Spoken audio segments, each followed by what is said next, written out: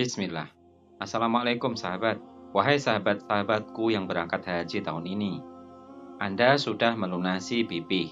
Cek. Anda sudah lulus tes istitoah kesehatan? Cek. Anda sudah berkali-kali mengikuti manasik haji dan umroh? Cek. Sebagian dari jamaah haji tahun ini sudah menerima perangkat tas dan koper. Maka sekarang Anda mungkin sedang bingung mempersiapkan barang apa saja yang akan dimasukkan ke dalam koper, dibawa ke tanah suci. Berapa pakaian yang harus dibawa? Apakah perlu membawa makanan? Apakah perlu membawa beras? Anda jangan serta-merta mengacu pada list atau tabel-tabel barang bawaan haji yang beredar di sosial media. Namun sebaiknya Anda membuatnya list sendiri sesuai kebutuhan Anda.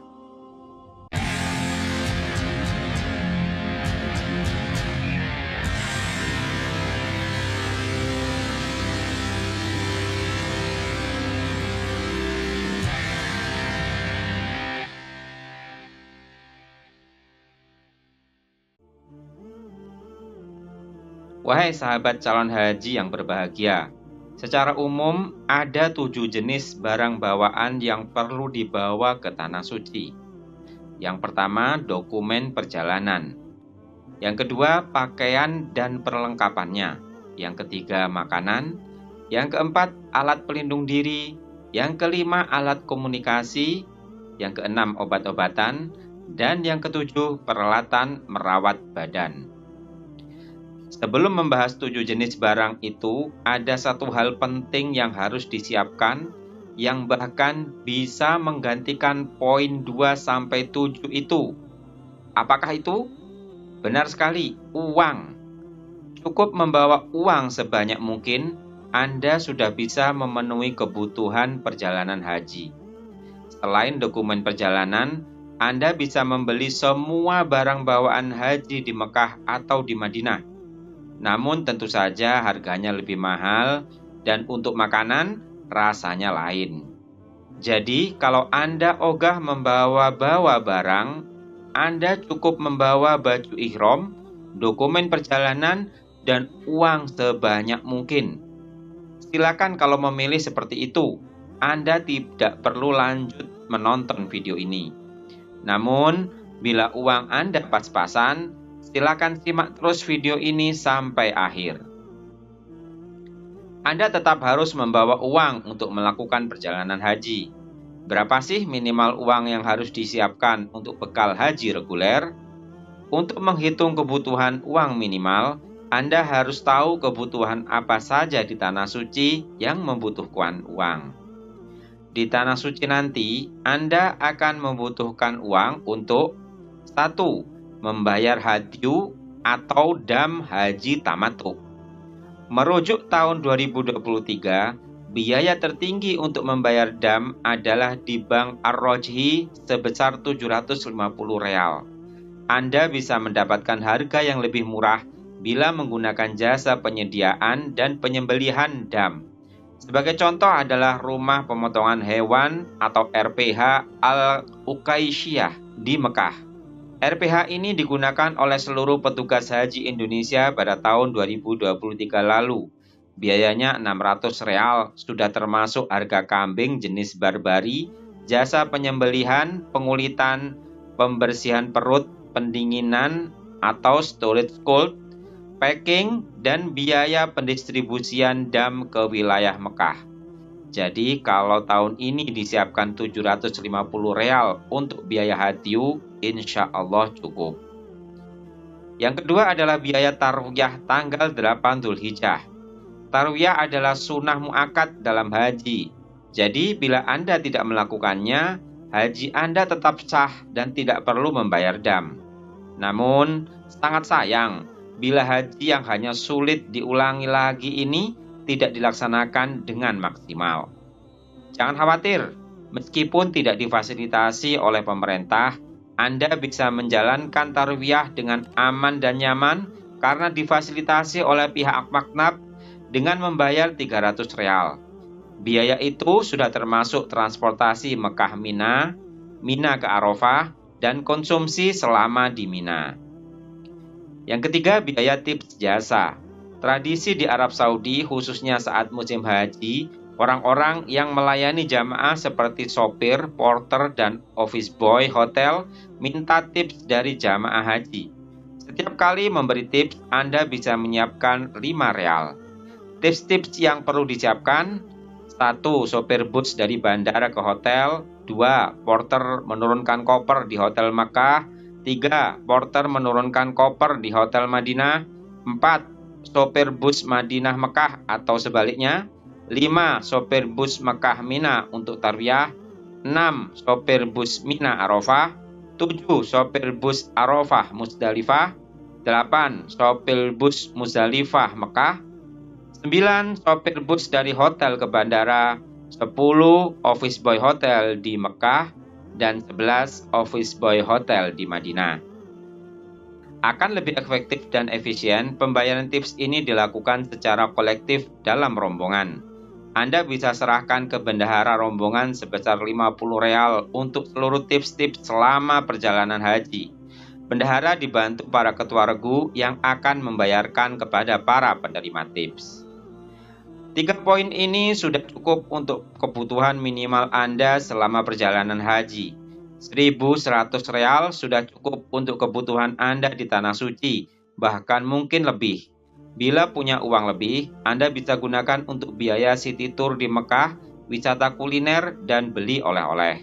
Bila Anda ingin membawa uang lebih banyak, sebaiknya tambah maksimal 400 real saja, sehingga total maksimal 1.500 real. Cukup. Dengan uang sebesar itu, Anda sudah bisa wisata kuliner atau beli oleh-oleh, atau yang lebih baik lagi memperbanyak sedekah di Tanah Suci. Sedangkan sisanya disimpan dalam bank karena pengambilan uang real melalui ATM lebih murah dibanding menukarkannya di money changer.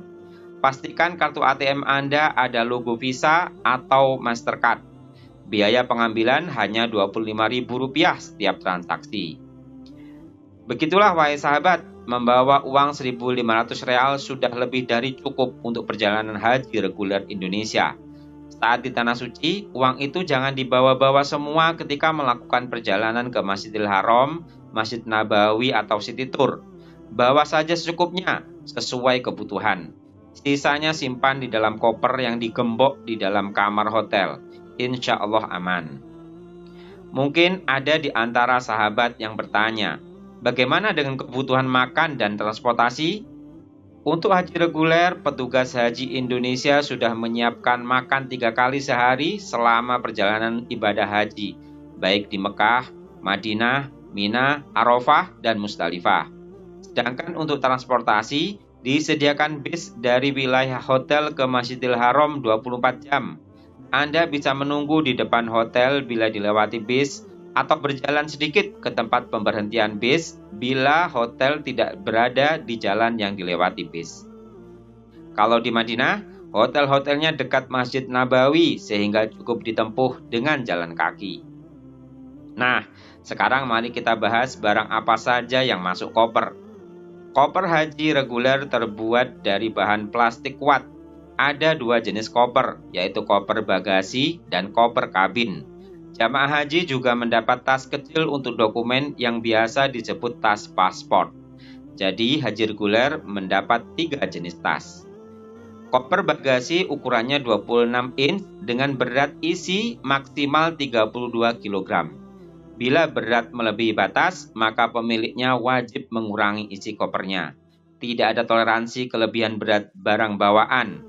Koper kabin berukuran 18 inch dengan berat isi maksimal 7 kg. Selanjutnya, inilah 7 jenis barang yang harus dibawa.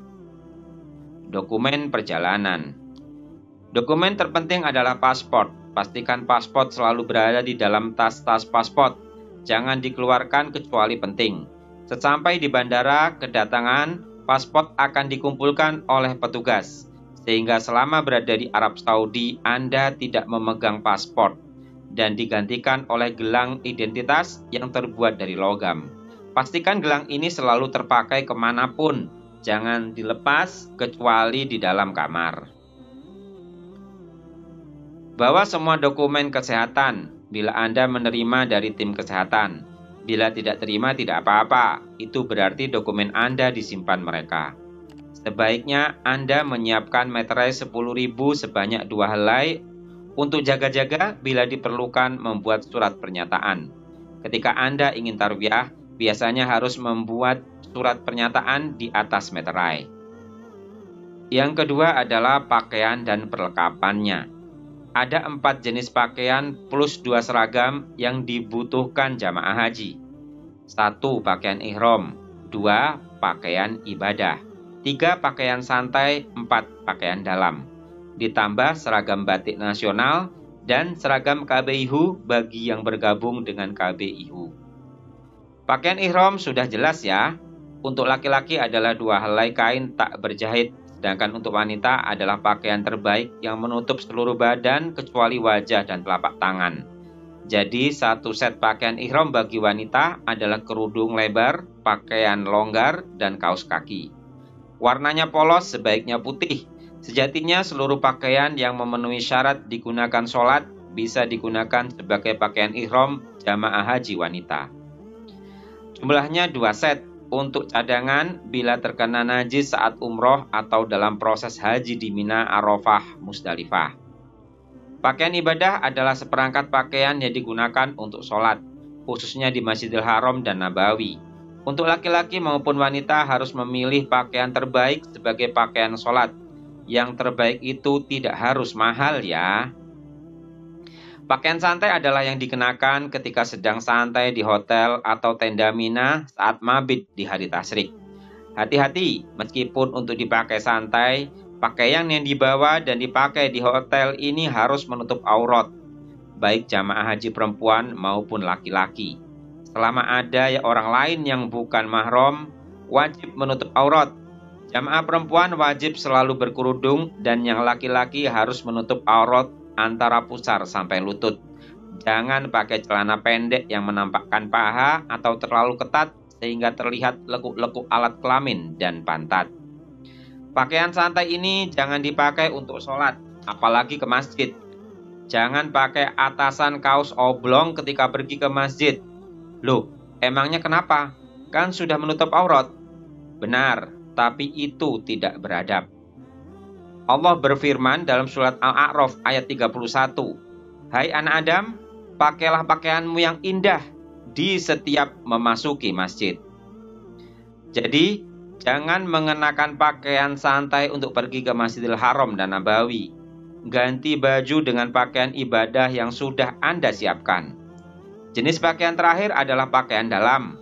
Untuk yang ini tidak ada yang perlu dibahas. Yang penting dibahas adalah berapa jumlahnya. Jumlah pakaian yang harus dibawa dalam perjalanan haji berhubungan dengan seberapa sering Anda berganti pakaian dan mencucinya. Sebagai informasi penting, Anda bisa mencuci dan menjemur selama perjalanan haji. Bahkan seluruh hotel di Mekah yang ditempati jamaah haji reguler Indonesia wajib menyediakan mesin cuci dan tempat jemur. Sedangkan di Madinah, hotel tidak menyediakannya. Di Hotel Madinah, Anda bisa mencuci pakaian secara manual di kamar mandi hotel dan menjemurnya di jendela kamar atau di lorong tangga darurat. Untuk itu, Anda bisa membawa ember plastik lipat atau beli di toko sekitar Hotel Madinah. Namun, karena hanya 8 hari, sebenarnya tidak mencuci pakaian di Madinah tidak apa-apa.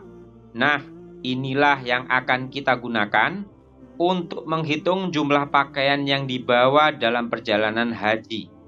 Bila tidak mencuci pakaian selama di Madinah, maka Anda harus menyiapkan pakaian bersih sebanyak 8 set, ditambah 1 set yang dipakai menuju Madinah, dan 1 set yang dipakai ketika meninggalkan Madinah. Jadi jumlahnya 10 set. 10 set pakaian dalam, 10 set pakaian ibadah, dan 10 set pakaian santai. 1 set itu terdiri dari atasan dan bawahan. Untuk pakaian ibadah laki-laki termasuk peci atau songkok. Untuk pakaian wanita 1 set termasuk kaos kaki dan tentu saja kerudung. Dengan membawa pakaian sebanyak itu, Anda tidak perlu mencucinya selama di Madinah. Bila Anda masuk dalam pemberangkatan gelombang pertama, Maka setelah dari Madinah, Anda bisa mencuci semua baju kotor di Mekah. Sedangkan untuk pemberangkatan gelombang kedua, Anda bisa mencuci baju kotor sesampai di Indonesia. Dengan membawa masing-masing 10 set pakaian ibadah, pakaian santai, dan pakaian dalam, di Mekah Anda bisa mencuci baju paling lama 8 hari sekali, bila ganti baju 1 kali setiap hari. Oleh karena pakaian setelah dicuci akan dijemur di tempat umum, pastikan pakaian yang Anda bawa tidak berbahan kain yang mudah luntur dan tidak mudah kusut agar selama di perjalanan haji ini Anda tidak perlu menyetrika. Pilih pakaian berbahan ringan agar tidak terlalu menambah beban koper.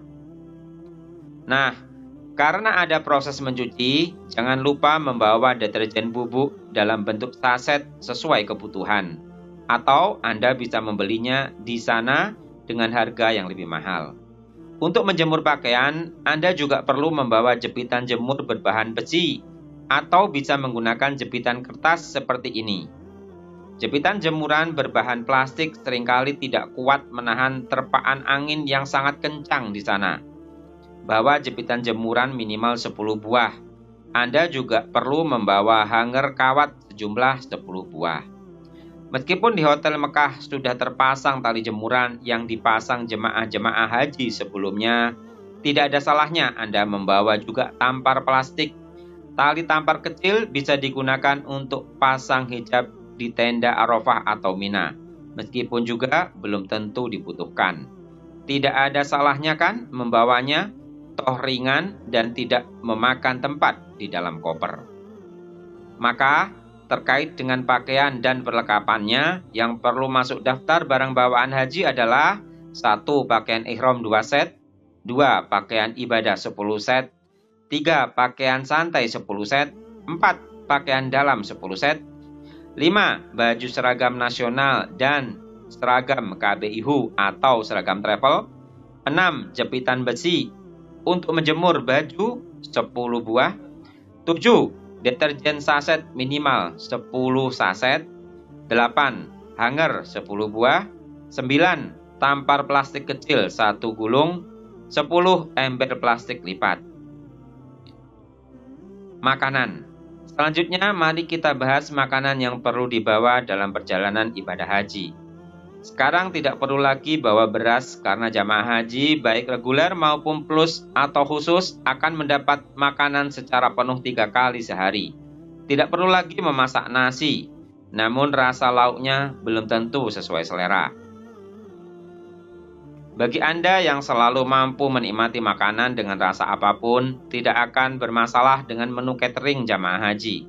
Sedangkan kebanyakan jamaah haji akan mengalami masalah dengan menu makanan atau rasa yang tidak ramah di lidah. Ada yang pada awalnya tidak masalah, tapi bersama dengan berjalannya waktu mengalami kejenuhan dalam menikmati makanan yang dimasak dalam skala massal ribuan porsi. Ada juga yang sejak awal sudah mengalami perselisihan antara kebutuhan perut dengan keinginan lidah. Enggan makan karena tidak cocok rasa makanannya meskipun lapar. Kondisi seperti ini sangatlah berbahaya. Untuk menjalani proses ibadah haji, Anda membutuhkan stamina yang prima, dan itu tak mungkin bisa tercapai bila kekurangan asupan makanan.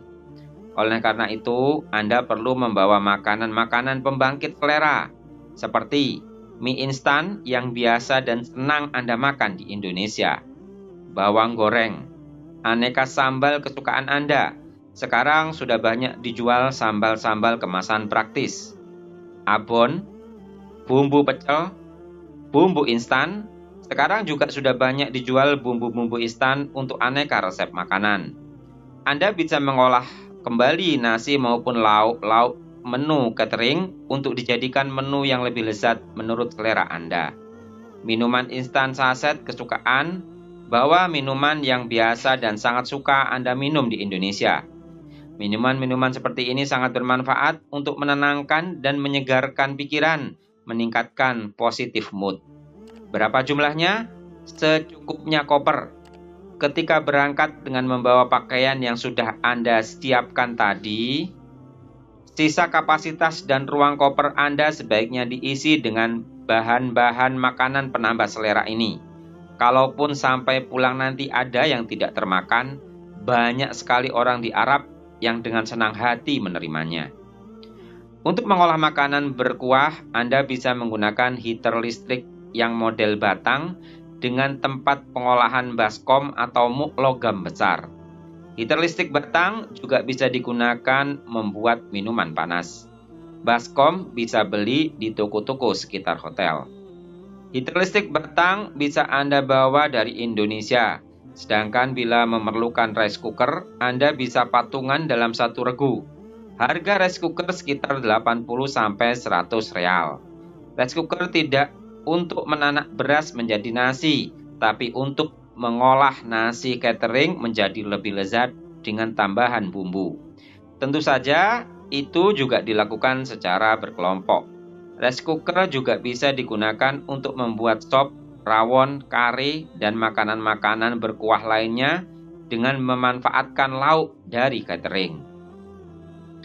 Jadi, yang dibawa dalam koper bukan bahan makanan untuk dimasak dari mentah, tapi bahan-bahan untuk mengolah makanan catering menjadi lebih lezat sesuai selera. Maka, bahan makanan yang masuk list barang bawaan adalah mie instan, bawang goreng, aneka sambal, abon, bumbu pecel, bumbu instan, minuman instan, heater listrik batang. Alat pelindung diri. Item berikutnya adalah alat pelindung diri. Peralatan ini dibutuhkan untuk melindungi diri dari teriknya matahari, temperatur yang ekstrim, kelembapan udara yang rendah alias kering, hembusan angin, dan debu yang berterbangan. Alat pelindung diri yang dibutuhkan adalah topi lebar, sorban, masker, botol sprayer air, payung, kaos kaki, sandal jepit, sepatu sandal, jaket, kacamata hitam, lotion sunblock, lotion pelembab, atau minyak zaitun. Alat komunikasi. Mengenai alat komunikasi, tentu saja yang paling penting adalah perangkat smartphone. Tidak perlu terlalu canggih, yang penting bisa untuk aplikasi WhatsApp dan radio. WA untuk komunikasi, radio untuk mendengarkan terjemahan khutbah Jumat di Masjid Nabawi maupun Masjidil Haram. Jangan lupa juga membawa earphone konvensional, bukan yang wireless, karena earphone yang menggunakan kabel dibutuhkan sebagai antena radio, kecuali Anda menggunakan smartphone yang lebih canggih. Jangan lupa mengaktifkan setting international roaming. Untuk SIM card-nya, Anda pastikan sudah menggunakan paket data haji. Anda juga bisa menggunakan SIM card operator Arab Saudi dan pastikan paket datanya juga sudah tersetting. Minta tolong kepada penjualnya di sana. Paket data SIM card operator Arab Saudi cenderung lebih murah. Obat-obatan. Adapun tentang obat-obatan yang perlu dibawa adalah obat-obatan yang memang Anda butuhkan atau obat-obatan yang biasa Anda konsumsi ketika sakit. Itu lebih bermanfaat dibanding list atau tabel obat-obatan yang beredar di sosmed. Anda pasti sudah punya daftar obat yang cocok untuk mengobati sakit-sakit ringan seperti pusing, pilek, demam, mual, atau alergi. Atau Anda juga pasti sudah mengonsumsi rutin obat untuk mengontrol sakit bagi Anda yang memiliki gejala penyakit seperti diabetes, tekanan darah tinggi, atau asam urat yang memang diresepkan dokter Anda. Itu saja yang harus Anda siapkan untuk dibawa. Abaikan saran-saran obat lain yang beredar di sosmed. Laporkan dan konsultasikan semua obat-obat yang Anda bawa kepada tim kesehatan dalam kelompok terbang Anda atau dokter yang disiapkan oleh travel Anda. Bila tidak ada obat yang akan Anda bawa atau Anda terbiasa berobat herbal seperti kencur, madu, atau habatus sauda, ya itu saja yang Anda siapkan dan bawa ke tanah suci. Anda tidak diwajibkan membawa obat-obatan. Peralatan merawat badan. Yang terakhir adalah tentang bahan-bahan dan peralatan merawat badan. Selama perjalanan sepanjang haji, Anda tetap harus merawat badan agar selalu bersih dan bugar. Sabun, meskipun sebagian besar hotel di Mekah dan Madinah menyiapkannya, sebaiknya Anda siapkan dan bawa. Jaga-jaga juga bila kulit Anda tidak cocok dengan yang mereka sediakan atau tidak cocok aromanya. Begitu pula dengan sampo, pasta gigi, sikat gigi, parfum, pembersih wajah, handuk, dan jangan lupa pembalut bagi jamaah perempuan yang masih subur. Itulah 7 kelompok bawaan yang penting dibawa dalam perjalanan ibadah haji. Ketika berangkat, koper Anda mungkin tidak terlalu penuh bila hanya membawa barang-barang yang saya sarankan tersebut. Bila masih ada ruang kosong, seperti yang sudah saya sampaikan tadi, sebaiknya diisi dengan makanan instan. Ketika pulang, kemungkinan besar koper Anda akan penuh dengan oleh-oleh. Bila tidak tertampung di koper, Anda bisa mengirimkannya menggunakan paket pengiriman. Tarifnya bisa murah untuk pengiriman minimal 20 kg. Untuk pengiriman menggunakan kapal laut, biayanya sekitar 10 real per kilogram, dengan waktu pengiriman sekitar 2-3 bulan. Sedangkan pengiriman melalui udara, biayanya 35 real per kilogram, dengan waktu pengiriman 15-22 hari sampai tujuan.